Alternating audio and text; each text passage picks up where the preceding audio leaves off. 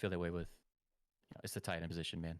Like I'm willing to take a risk with just with a lot of guys there just to see what you have, and if it doesn't work, you move on to someone else. Oh, for sure. I mean, there's a beauty in it. So, like, I think for me, the group of interesting tight ends usually is about 5 or 6 guys, and then after that, it's kind of same difference. I've just always personally felt that way. Obviously, you have like your Kelsey, and then you have your Waller, your Kittle, um, Hawkinson, and Pitts are kind of in that next tier for me. I think Hawkinson has earned some respect, and Pitts has all the hype right now. So you've got You have that. Andrews there that you could consider putting with those guys too. Yep, If not, you would put him right behind him. But I mean, to me, he's in with those two others. yep, yep. Mark Andrews, that's a good fit for that tier too. But then after that, for me, um, you're looking at some guys that you're not going to be thrilled about anyway.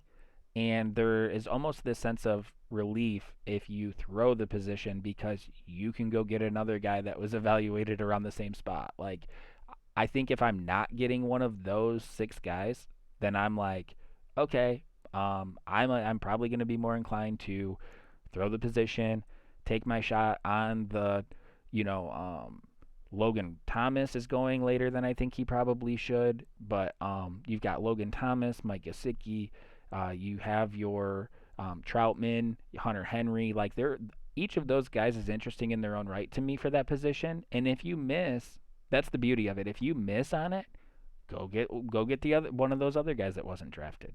They're like I think there's interest for me in all of those guys. I feel better about Gesicki and Thomas. I'm not trying to put all those guys in the same category, but they're all being drafted so late that if you throw, I think you do get a chance for Gesicki or Thomas to fall into your lap for nothing. And if not, then you just have the situation, this fluid situation where you can go get another guy if it doesn't work out. Mm-hmm. Yeah, I totally agree, and that's how I've been approaching every mock draft we do. That's how I approach it. Well, I did that one that was I went no quarterback, no tight end, and it felt really weird. And then I ended up with Joe Burrow and Hunter Henry. And when I was kind of comparing that with what my bench looked like and what some of my trade prospects could be, I actually felt pretty good about it. Yeah, I mean, it's two more draft spots. I mean, you think if you take a Hawkinson, Pitts, Mark Andrews, these are what I mean. Pitts sometimes goes as early as the fourth round right now. Crazy to me, but I mean, I understand why people are convincing themselves to do it. I just don't agree with it. But fourth, fifth, sixth round, if you want one of those guys, like you're looking in that range, and then the same goes for your upper tier quarterbacks. So that's 2 rounds in those like first six. Let's even call it seven. There are very legitimate wide receiver options, even at the bottom end of that, and then there's still very legitimate running back options at the top of that range. So you could load up on that, and then all of a sudden, your last bench player is a guy you still like quite a bit, and then you're just sitting there looking at your tight end and your quarterback, and at the very end, and that's just something you have to be comfortable with doing. But like you said, you can get a Burrow and whatever tight end that's at the bottom that you like, and you could feel okay with that. And the thing, beauty about it too, like you said, is you're gonna be okay if not, because those positions are going to be available on the waiver wire, especially quarterback. And tight end, it's going to be kind of tough, but it's going to be tough for for most teams anyway. And when you have such a deeper bench and you have such better options even at your flex, that is also an advantage too. Just like them having a better tight end is an advantage, you having a deeper team and a better flex option is also an advantage. Oh yeah. Injuries are going to happen. Well, and it can don't invest in this, but it can also create some trade opportunities when you're you have guys on your bench that other teams wish they could be starting.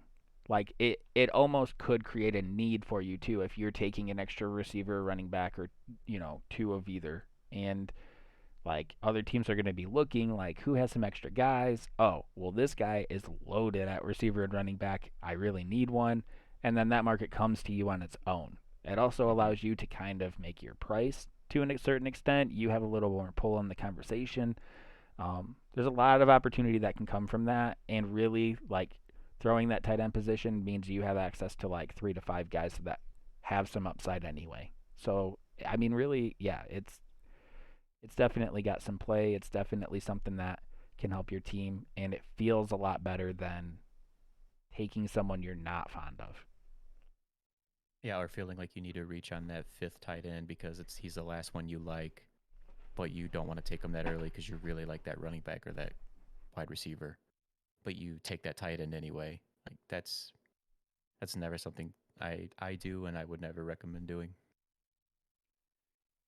No, Oh, Pitts and Hawkinson just went, and they both went in the fifth. I didn't expect that, and I'm at the end of the fifth. Well, I better grab Andrews now.